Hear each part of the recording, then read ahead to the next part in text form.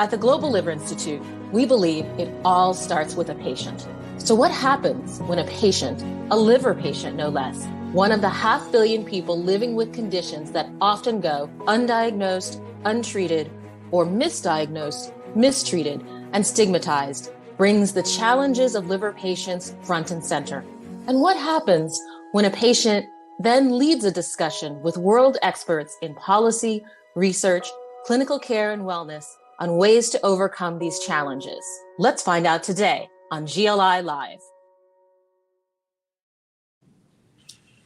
Hello and welcome to the first GLI Live of 2023. I hope that everyone has had a refreshing, restorative, liver healthy holiday. If you did not, today is a new day and you can start. I am Donna Cryer. I am the founder and CEO of the Global Liver Institute, and I have the honor of being your host for this fantastic meet and greet discussion with the Mid-South Liver Alliance, one of GLI's Liver Action Network partners. I can think of no better way to talk about the importance of reaching people where they are and serving communities and solving their problems than highlighting one of our fantastic LAN members. And so I have with me today Teresa Davidson, Chris Oubre, and Dr. Megan Gray, who are collectively part of the leadership of the Mid-South Liver Alliance. Teresa being executive director, Chris serving on the board, and Dr. Gray being their medical advisor, being a wonderful transplant hepatologist and gastroenterologist, who of course are my favorite people in the world and without whom I would not have celebrated so many fabulous holidays. So welcome to all. Thank you. So Teresa, why don't you start with just telling a little bit about the Mid-South Liver Alliance? Who do you serve? Where are you? What are you passionate about? Okay. The Mid-South Liver Alliance was formed in March of 2021. Our mission is committed to improving, educating, advocating, and supporting children, adults, and families affected by chronic liver disease in the Mid-South states of Tennessee, Alabama, Mississippi, Arkansas, Louisiana, and Kentucky. I had originally worked with the ALF, and when COVID hit, they ended up closing their division offices in waves, and I was in the second wave. And my local board and several of my doctors knew that I had helped to form the Tennessee Kidney Foundation when we broke away in 2005 from the national office. So the seed was planted in my brain to start a new Mid-South liver nonprofit. I knew about the issues with non-alcoholic fatty liver disease and how much it was going to affect the South because of our rural areas and the high density of diabetes and obesity in the South. So I agreed to do the nonprofit, but it needed to be more than just Tennessee. We needed to work together to get the South helping their liver patients that had chronic liver disease. 1 in 3 people have NAFLD, and in our Mid-South region, over 8.9 million people are at risk or have been diagnosed with the disease. So I got 8 of the 11 transplant centers engaged in being on my medical advisory board, and Dr. Gray is one of those that kind of really helped us get started. And so we got started talking and planning on what to do next. And we're still in the building stage, but we're getting there. And I think 2023 is going to be our year. Absolutely. And we're still in the supporting stage. So we're right there with you. Okay. Chris, you have an extensive background in healthcare, personally and professionally. So tell us how you got connected to Mid-South. Yeah, so I was working with Teresa at the ALF, and actually before that, my healthcare career started in the nephrology space before moving into the GI space, several years ago. And so clearly Teresa and I share the same vision for trying to work with these patients around non-alcoholic fatty liver disease, specifically working with GI practices across the country to help their patients do that. So when I'm not working on the board, doing what Teresa tells me to do, I have a day job as the president and chief operating officer of a company called MetaphyHealth, which is focused on doing that. Fantastic.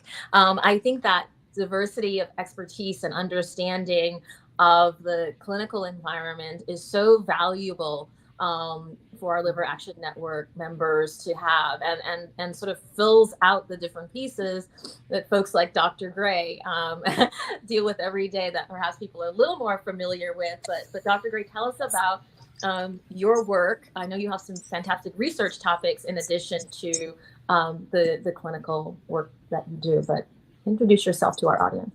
Thanks, Donna. So I'm one of the transplant hepatologists at the University of Alabama in Birmingham. So we're kind of right in the middle of that Mid-South area. And certainly we see so many of the issues that are being discussed today and issues that Teresa and Chris are so passionate about. So I run our fatty liver clinic. And so that's how Teresa and I got connected initially. And so helping patients with a disease in its early stages before it gets to the point of needing liver transplant and advanced liver care, is my passion. And then alongside that, working with health disparities and trying to figure out what can we do to alleviate the health disparities that we see in our region. So I feel like my passion very much aligns with what Teresa and Chris are doing. And so it's been a joy to be a part of this process. I'm going to tell you a story that I don't think you even know about yourself, but your colleagues across the country, Dr. Gray, hold you in such high esteem that I'm in meetings in Utah, and researchers come up to me and say, is there a way that you can support Dr. Gray's research? It is so exciting. It is so important. And we all need to lift her up. And so I just want you to know the high national esteem that your work in Alabama is getting, and how much the community at large wants to come together to support you. So it is top of our list. And as we continue building up our Center for Liver Health Equity, we're coming to you. So just wanted to share that with you. Help is on the way. So Teresa, the area of the country, the United States, that you have dedicated yourself to has been known as, the stroke belt, and all of you come from kidney health. What are your challenges of introducing liver education and liver initiatives in that environment? Or have you been welcomed with open arms and everybody wants to put liver at the top of their to-do list? Oh yeah, no, that hasn't happened. How I wish it would, but it hasn't happened. It's interesting. It's been a slow process, and I'm learning, and I know that there are people out there that want to help and that want us to do this awareness, and so hopefully this year I'm hoping to get out and try to do at least 1 to 2 patient meetings in each state. With COVID and everything that's been happening in the past, this past year has not been a great year, but so I'm hoping in 2023 that we can start doing those patient meetings and really getting out there and talking to the patients. In Mississippi, we have 2 hepatologists in the whole state.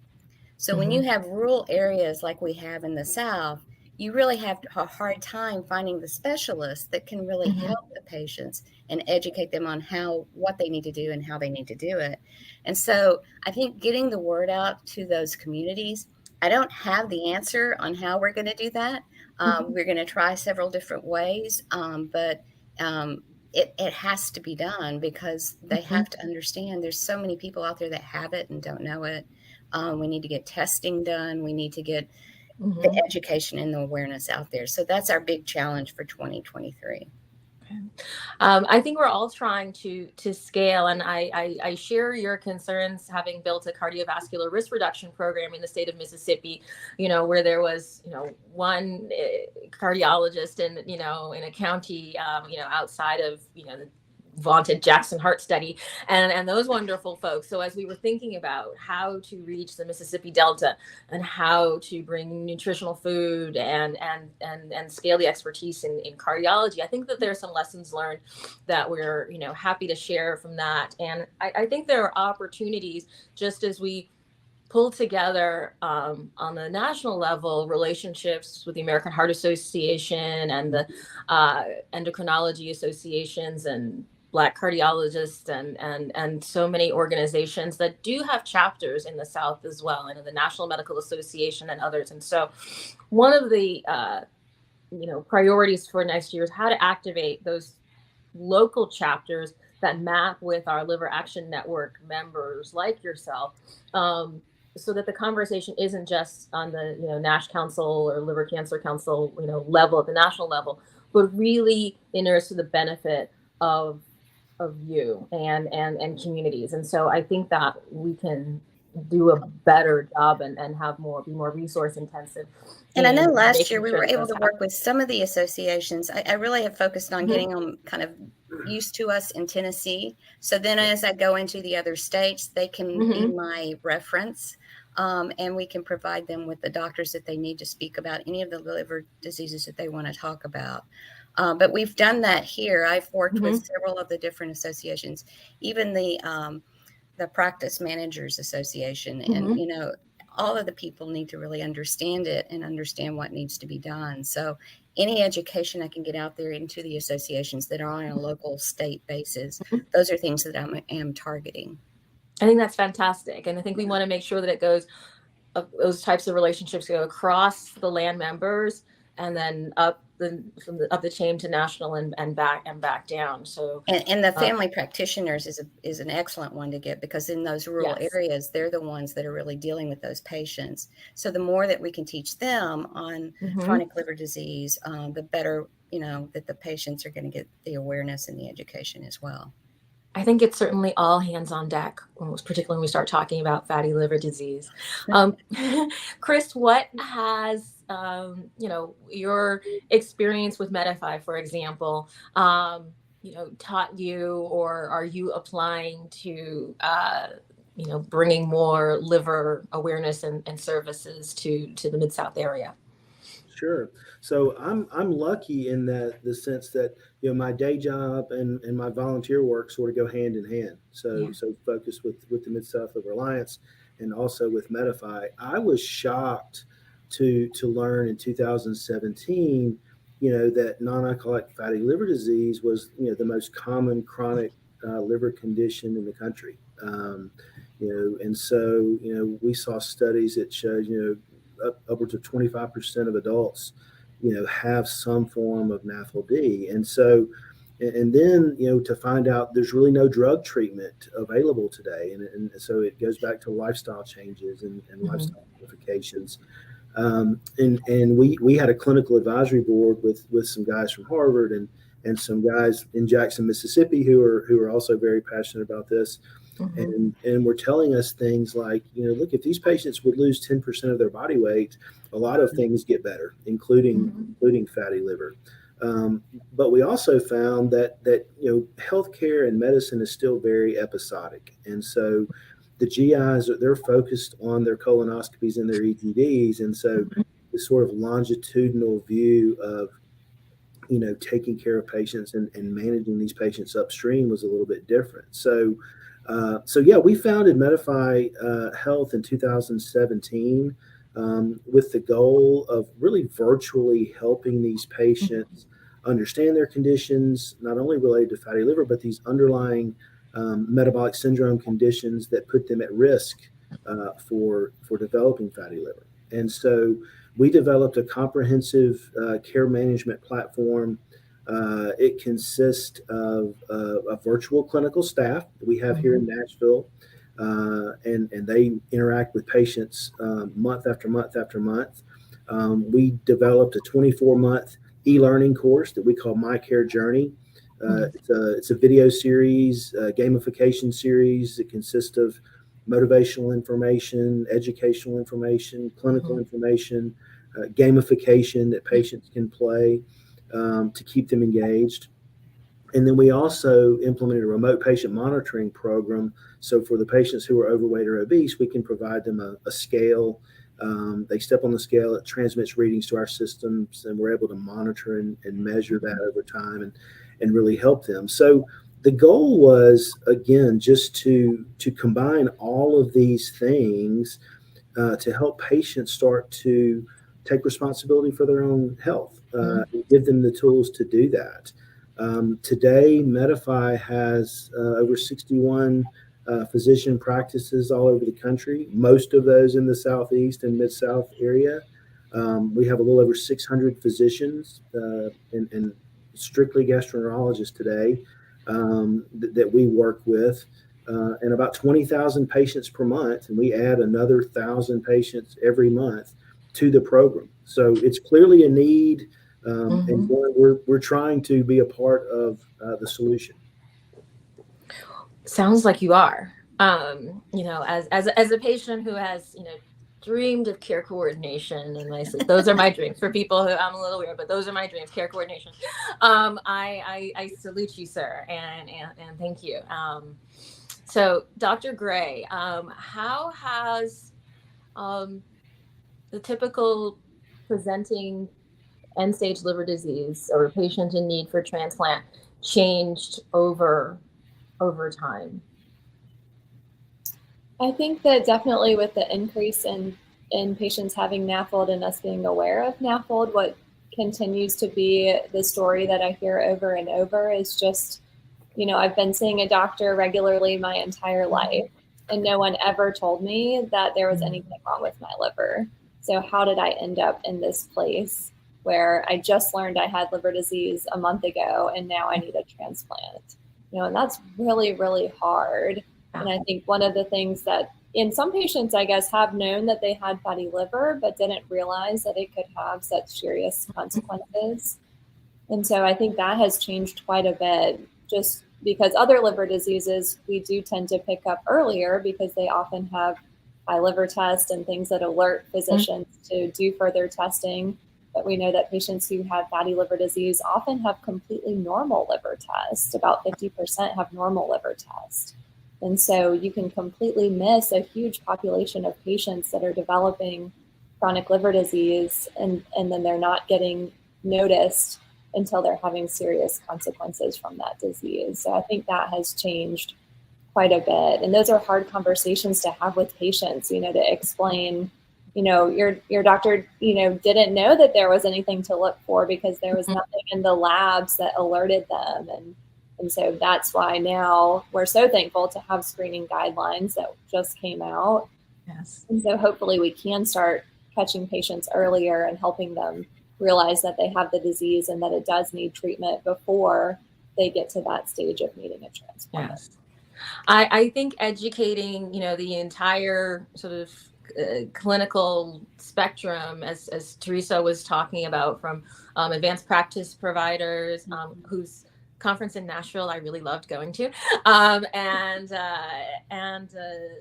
to primary care physicians, family physicians, endocrinologists, gastroenterologists, and of course hepatologists who are generating a lot of the research and know about this issue, and helping to convey the urgency and the opportunities for action, even if hopefully we will get a drug approved by FDA this year in 2023. But even before that, there are things that we can do for patients, and I'm really excited that the different guidances and guidelines that came out at the end of 2022, the more people know about them, more doctors know about them, so that when patients show up, they're not told they just have a little fatty liver, that they're told that they have fatty liver disease. It's some, set of risk, and are assigned some appropriate treatment.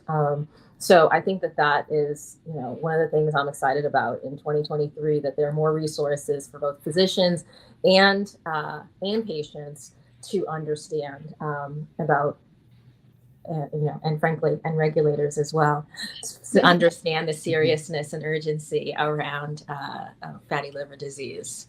One thing I might just put a plug in that I've seen at transplant centers, evolving the messaging to patients about sort of pre-transplant counsel. I've seen sort of back-to-back presentations that were sort of the old, I think it's like the old sort of type of patients, of people with autoimmune disease and maybe, wasting due to viral hepatitis, who, needed to gain weight and get stronger, prior to transplant, versus patients with NAFLD who often need to maybe build muscle, but probably needed to lose weight. And so I've seen presentations, a transplant presentation, a NASH presentation, sort of back to back at some centers. And I've seen patients be confused. Am I supposed to have peanut butter or no peanut butter? I was like, no, that was the old days. And so sort of updating and recognizing the transplant patient and the lead up to transplant, that this, current cohort of patients need to have is part of my wish list for transplant centers. So I'll just plug that in, of things that I observed. So Teresa, you are known for many wonderful things, but Mid-South is known for its engaging, interactive, virtual walk. So in many ways, you did not let the pandemic stop you. And Charlotte and I, my Yoki, we're delighted to participate in your walk. So can you tell us more about your walk or other events for 2023 in the Mid-South? Well, the walk will be back in October of 2023. It was really successful. We kind of did it in February. We kind of started it just to kind of see how it would do. Mm-hmm. It didn't do great, but it did all right. And between October and February, we probably raised about $18,000. And we stepped over 5 million steps in October, which means we walked across all of our 5 or 6 states. And I'm very proud of that, because I checked the mileage of the states and I did the steps and figured out that 5 million steps, we've walked over all of our states. So that's a good thing. And it's a virtual challenge in that what it's meant for is trying to get patients to get in the habit of walking. Because if anything, if they could just lose 10% of their weight just from getting out and walking every day, a certain set of steps, and really trying to do something that's not difficult, not going to the gym, just really kind of getting out there and walking, they can enjoy it, but they can also, help their liver to be more healthy. We all know that the liver regenerates. It's an amazing organ. And so that's what we kind of designed it for, is for patients to use it that maybe don't have Fitbits. Maybe they don't have something to count their steps. So we did the Walk With Me celebrities, like you and Charlotte, where you would walk a certain steps. I think you did 2,500 steps, didn't you? I did on that little walk. And we walked so around our local university, and Yeah. she's a small dog. For everybody listening, they're like, 2,500 steps, that's not a lot. And I'm like, she's a very small dog. So that was a lot. That was a lot for her. Yeah, everybody was going, gosh, that dog walked that far. So it was like really funny, but that's the kind of thing that you can do. And if you did that, like, a couple times a day, that's 5,000 steps a day. And you do that all through the week, you've done pretty good with your steps. So, and just losing 10% of that body fat is the important part.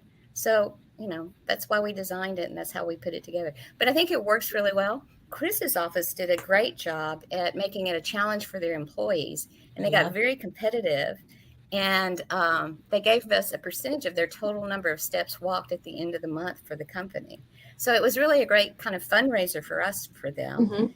And so it provides a great opportunity for those companies that have wellness programs to consider our October Liver Month walk in 2023. I think so. I would join you in challenging all of our corporate partners across the liver space and all of the hospitals. I just had a hospital board meeting this morning. I know how hard it is, how many steps the nurses walk. And I think hospital wide, we should break it a challenge.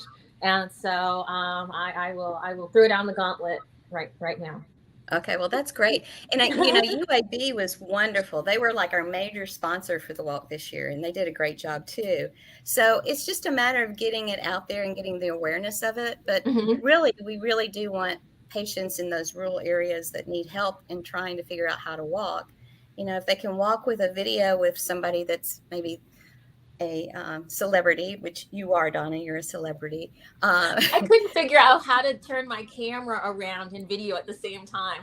That's why I filmed my dog, But we loved watching Charlotte walk. And so, I'm still learning too. And so it's definitely in the, if I could do it, anybody could do it category.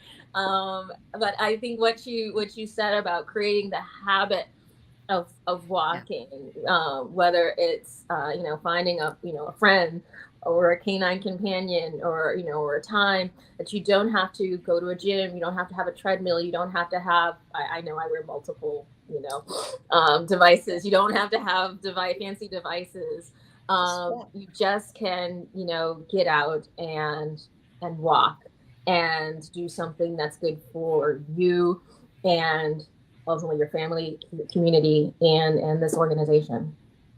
Well, I know Chris was hoping that he was going to win his company one, but he actually had someone that did the marathon in New York that month. So I saw her what they do is they keep a calendar for a month and they send me all their steps, and I saw her steps and I'm like, oh my God, this woman really likes to walk, because it's like 40,000 steps in one day. And I was like, oh my gosh. Yeah, we're all shooting for our 10,000 steps, and she's logging 45,000.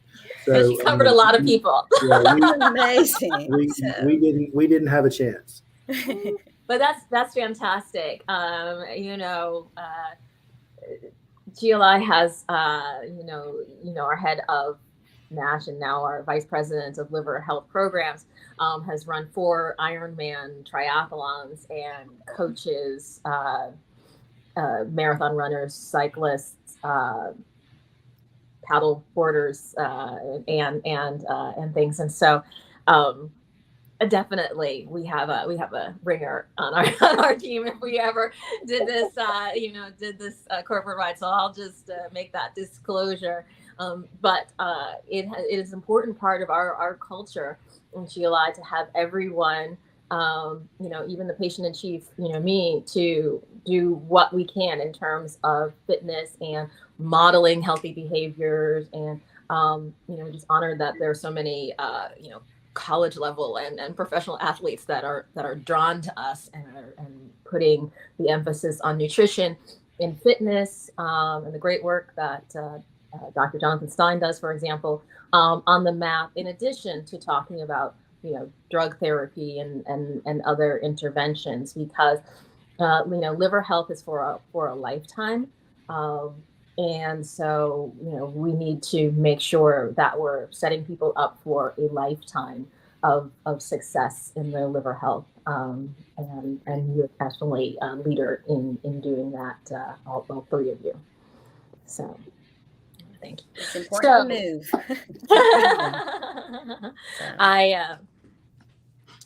So I would just love to close this out with each of you giving a sense of the one thing perhaps that you're most excited about. It could be at Mid-South or just in the field in general, to look forward to in 2023. Maybe I'll start with Dr. Gray. Yes. I think I'm really excited about this collaboration. I think that, physicians, we are kind of a limited resource by ourselves. And so we obviously are taking care of the patients that are right in front of us, but we know that there's so many more patients out there that need our help. So I'm really excited about this collaboration and just developing new strategies to reach patients that, haven't been able to seek care or can't make the drive to Birmingham or whatever it may be, but just figuring out how to take better care of patients in our communities. Fantastic. Chris?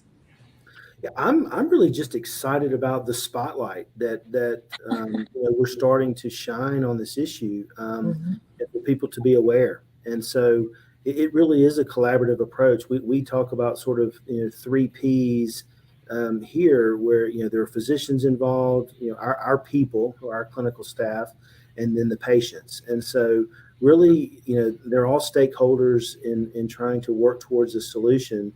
And the more of a spotlight we can shine on the problem, I think it brings more people to the table working towards a solution. So really excited about that. Fantastic. And Teresa, I'll let you have the last word. What are you most looking forward to in 2023? I'm really looking forward to getting the transplant centers to work together. That's something that in the South that hasn't happened a lot, but we're working on working together and really getting the education out there about liver disease. And to me, that's the important part, in getting those patient meetings set up, trying to figure out the best way to do that and to go to those communities, whether it be through churches, whether it be through community centers, or other expos or fairs that are going on in the area. I think it's important for us to get out there and really start the education process. Fantastic. And I have a few more contacts with you that I'll share after the episode that I've picked up from around that area. Okay. I always have you in mind when I am out and about wherever I am, and so honored to provide this platform and this spotlight. Thank you all so much for the work that you do every day, and I'm so excited throughout 2023 to work with you and to support you and to continue to highlight your fantastic work. So thank you. Thanks, Donna. Thank you. Please be sure to like this video, subscribe, and share your thoughts and suggestions in the comments below. Join us weekly on Wednesdays at noon Eastern Time for more episodes of GLI Live. Check out our website, globalliver.org, and follow us on social media to learn more about the Global Liver Institute and stay up to date with the latest in liver health. Until next time, stay safe, stay well, and stay connected.